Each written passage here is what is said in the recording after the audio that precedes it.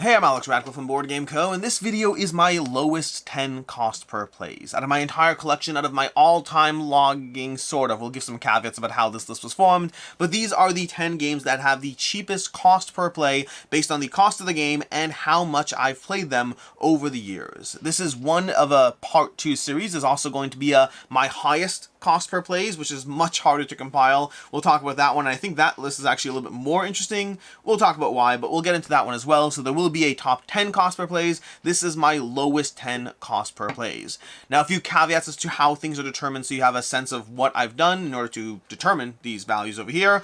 But the first thing is, in terms of online plays, there's going to be a specific one we'll count, but the general idea of online plays is I count online plays as a play if I also have the game, but I don't count them otherwise. We'll kind of get into it, but for the most part, if I have a game and some of my plays have been online, some of my plays have been with the game, then I count that as such. I will also say this is really using data from BG Stats where I log my plays, which means this is not over all time of infinity. Rather, this is from 2017, 2018 when I started logging plays, more so 2018 than 2017, and so it's really representing the last 5 years of data as opposed to the first 6 years before that in which I was in the hobby, and that would also affect some of the games on this list, which really would have even more plays if I had all that back data. I'll also say that I don't log all my games, and sometimes I log multiple plays as a single game, which is particularly true for some of the games on this list.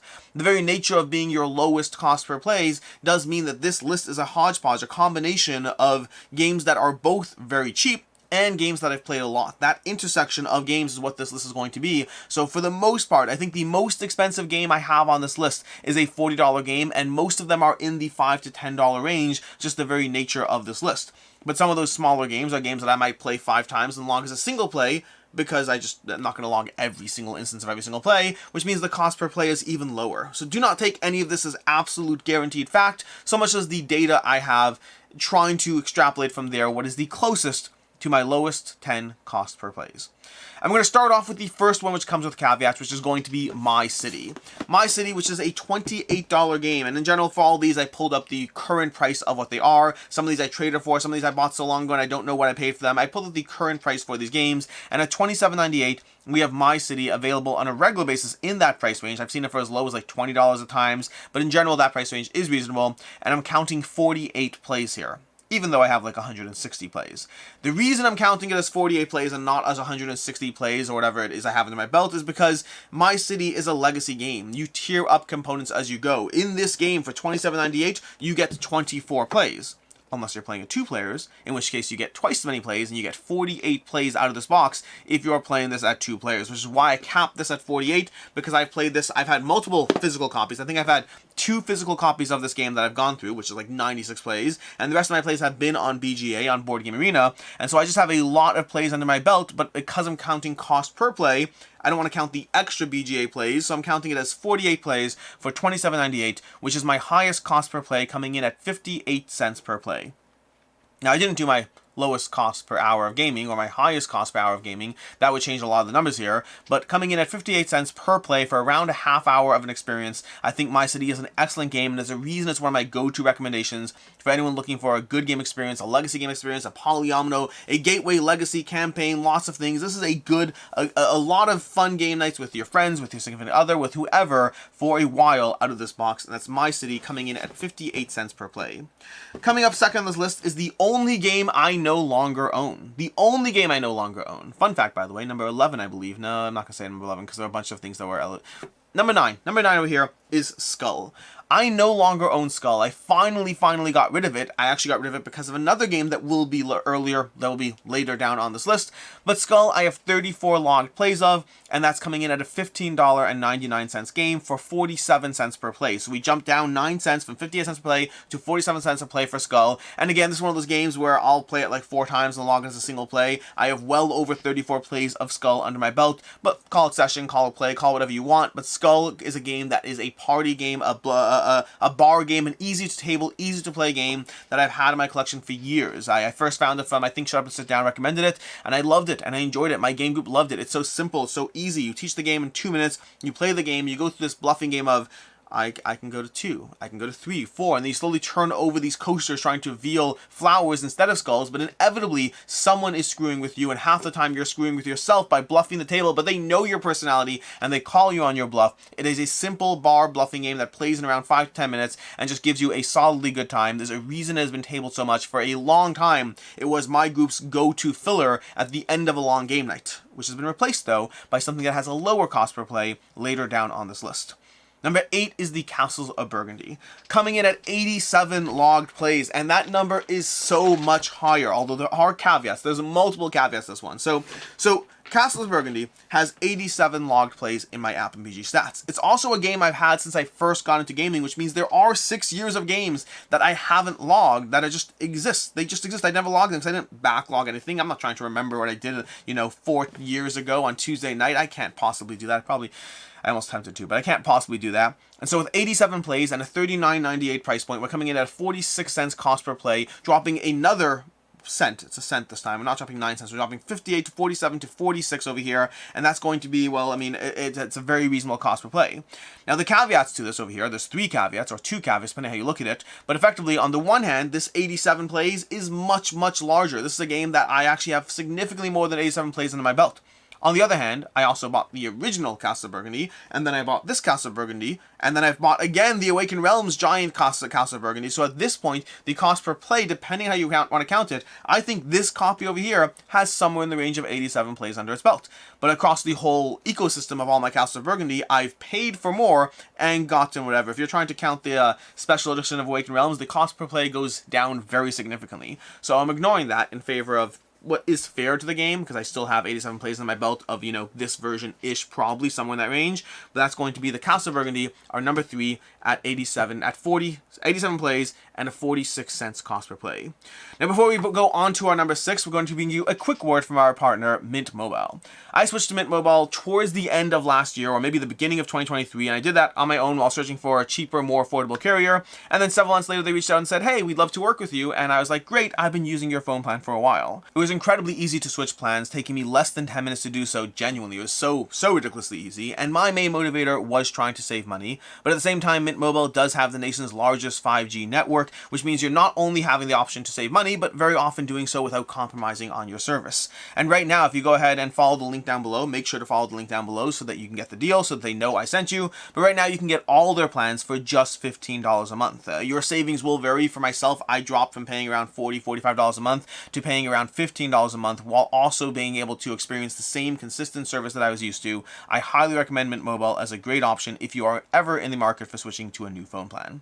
And with that, we're going to move to our number 6 over here. Number 6 is going to be Tranquility, coming in at 32 plays over here. This is not the least plays on this list. Actually, the least plays on this list is actually, I think, number 3, but again, with the caveat that there's more plays. But Tranquility over here has 32 logged plays over here, and at $11.99 for the game, that's coming in at 37 cents cost per play. So we're dropping another 9 cents. We've dropped from 58 all the way down to 37 cents per play. And every time, by the way, every time I play these games, that cost per play goes down more and more and more, except for my city. My city is actually locked at 58 cents because of the nature of it being a legacy game. The others can keep dropping, except for Skull. Skull's gone. The others can keep, except for Castles of Burgundy. Castles of Burgundy now has the Awakened Realms version, which should be counted going forward. So the rest of these 7 games on this list can theoretically keep dropping. But Tranquility is the first of those at 37 cents per play currently, and this is such a delightful, easy game to table. Lucky Duck currently distributes this one. It is fast, it is easy. It's also available on BGA as well, but it's so easy to set up and table, and I enjoy it more in person. It's just a cooperative game. You can play it solo as well, but you're trying to fill a number grid, and you have a bunch of modules of ways to mix things in, but it plays in 10-15 minutes. It plays solo, it plays cooperatively, it has a lot of modules, it's available in person, it's available on BGA. It's just an overall good time. That's going to be our number 6, Tranquility. Our number 5 is going to be a similarly small box game. We're dropping to 35 cents, another 2 cents drop, and that's going to be The Mind. With 31 logged plays and $10.99 price point, The Mind is, again, a game I feel I've played it more than 31 times, but I don't know, because that's one of those games that I'll play again 4 times in one night and just call it a logged play. But The Mind is just a incredibly delightful experience. And I use the word experience carefully. I often don't necessarily refer to the mind as a game. It depends on what you count as a game. It is a game. It's a game, but like it's more of an experience than a game. As you try to basically mesh up mentally with the various teammates you're playing, whether you're playing as a two-player head-to-head, getting in each other's mind kind of game, or whether the four of you at a table are trying to find your rhythm, find your tempo, and sync up, because the goal of the mind is to play your cards in sequence without ever talking to the other players. The cards are numbered 1 to 100, and you're going to get a hand of cards. The first round, you get 1 card. So I might have a 37, you might have a 72, and we're both just waiting. We're just waiting because I'm waiting because I have a 37, and if you have a 10, you should play it. If you have a 20, you should play it. If you have a 30, like at some point, eventually I'll be like, you must have a higher than a 37, I'll play it, and then you'll follow with the 72, and that works great. First rounds can be really, really sucky. If one person has an 89, the other person has a 92, those things can be tense, but you'll have those moments in the game. As the game progresses, every round you draw more cards. So in round 7, you're each drawing a hand of 7 cards, and you're trying to play your cards in order without ever saying a word to the other players at the table, which means it is both impossible and yet doable at the same time. And when you do it, it is one of the most satisfying experiences to play a game of the mind and to sync up with the other players and to win. It is one of the most satisfying experiences I've had in board games. It feels so rewarding. You want to talk about cooperative games, The Mind is a cooperative experience that I highly recommend, coming in at a meagerly 35 cents a play. Then coming in on our next one, we're dropping another 2 cents to 33 cents a play, and that's going to be One Night Ultimate Werewolf with 49 plays logged and a $15.99 price point. Now, technically, to be fair, and it depends how you count these things, that's another caveat I'll give this, which is, in this game, I have One Night Ultimate Werewolf, and I have Daybreak. So I technically have 2 games in here, which means the price is doubled, which means it's not really a 33 cents play, but actually it's a 66 cents cost per play. I don't actually have that problem with any of the other games here, unless you count the Awakened Realms issue, but I'm still counting it as the solo-based game, because honestly, most of my plays have been using, I don't even know if that's true. I don't know which combination. I'm counting it as a solo-based game price, but One Night Ultimate Werewolf is a 10-minute or an 8-minute game. I think the box says 10 minutes, but generally I set an 8-minute timer on this one. But you're going to give out various characters, and then you're going to have things happen across the course of the night, and then you're going to talk and communicate with the other players, trying to figure out what happened in this delightful experience of trying to lie, bluff, get in each other's mind, and ultimately be the detective and figure out what happened, so that you can lead players along the pathway towards your victory. This is not a team game. It's a game which you happen to be in people's teams, but you don't even realize that as you're going through it. The main goal, the main focus is to do what you're trying to figure out what happened, then lead the players to your victory, which might mean lying and obfuscating the truth, or it might mean telling people what happened, depending on what your role is, and you don't necessarily know that until you end the night. This is such a delightfully good game. Unfortunately, it's seen so much less play ever since COVID, because we used to have much larger game groups, and this is one that really needs at least 5 to like work well. I find it does play as low as 3, but I find 3 is tolerable, 4 is okay, and 5 to 6 is really where I find the sweet spot is for this one. I love One Night Ultimate Werewolf, and it's a game that hasn't seen a lot of plays in a long time, but is still a delightfully good experience. Coming in at number 4, we have our smallest game, but not our cheapest game, but we have Sprawlopolis coming in at an $11.99 price point and giving me 38 logged plays. By the way, that 38 number is wrong. There's not even a question. I've played this game so many times. I have easily over 70, 80 plays of this under my belt. I have traveled with this to 7 different countries. That's a lie, I don't know. I've traveled with it to Argentina, to England, to Canada, to the US, if you count traveling in the US. 4 different countries. This game has been to 4 different countries, possibly more if you count traveling through, but let's not go that far. But 4 different... Oh, did I bring it to... I brought it to Poland too. 5 different countries for Sprawlopolis. It is such a good game, and it's gotten a lot of play, a lot of travel time. I have an entirely new version of it because I had to replace it at one point because of how worn out the cards were getting. This game is an absolute delight, but even so, if you just count the 38 plays, and I guarantee it's more than that, we have 32 cents per play for this, dropping another cent on that. We're getting very low over here, and this is going to give you a delightful solo experience, also possibly 2-player, but solo really is where it's at for me in terms of overlaying cards, trying to achieve various scoring goals. The game has since come up with more versions, so they now have Agropolis, as well as Naturopolis, as well as Combolopolis, as well as Ultimapolis, or something like that, as well as various ways and expansions and modules, a ton of different things for the game. All of those will, of course, add to the price point. I'm just talking about that $11.99 price point. This is a delightful experience, one of Button Shy's most famous games, and not necessarily my favorite from them, but my most played from them easily. That's going to be Sprawlopolis. Our number 3 is going to be the cheapest game on this list, although it is a bigger box than Sprawlopolis, but it's currently $5.99 over at Miniature Market, which is why this one is the cheapest one, coming in at 23 cents a play. We're dropping another 9 cents so far, so getting very low over here. And this is going to be a game I have 26 logged plays, but again, I have definitely more than 26 plays of this, but I'll knock out like 4 or 5 games in a session and then start logging it later. But Brave Rats is just a delightfully good time for 2 players, with the caveat that I think I've played this one out. Like, I mean, I still play this at this point, but usually when my daughter requests it, and not because I want to, only because I've gone through the iterations of the game and how much mental mind think there can possibly be when you have 2 players each with only 7 cards. That's what you have over here. Each player have 7 cards, the exact same 7 cards, and you're trying to win 4 battles, unless you of course win with the prince, but ultimately you're trying to outpace your opponent or outplay your opponent as you predict what they're going to do and have abilities to counter what they're trying to do. You're like, oh, you're going to play a higher card because higher cards win, so I'll play, I think, the assassin, which rotates the order, and now the lower card wins. But I'll counter that by using the wizard, who negates your ability, and you're trying to outthink your opponents as you play these cards, trying to win battles. It is delightfully good. It teaches quickly, plays quickly, gives you that mind think and that rewarding little play. That's going to be Brave Rats, coming in at 23 cents per play. Our number 2 game is going to be the game that replaced Skull, and that's going to be Cockroach Poker, with 50 logged plays and a $9.99 price point, being used 20 cents per play. Not the lowest in this list, but definitely, well, the second lowest. That's why it's number 2. Cockroach Poker, which for me, this is the royal version of the game, but there are both versions. I've had both versions. At this point, I think I only have this. I think I got rid of the basic version or lent it out. I may have lent it out to somebody. But over here, we have Cockroach Poker Royale, but the game is such a good bluffing game. It replaced Skull to me, which Skull replaced Coup. Coup was my game's go-to bluffing game. That was replaced by Skull, which was replaced by Cockroach Poker, and that is yet to be replaced so far.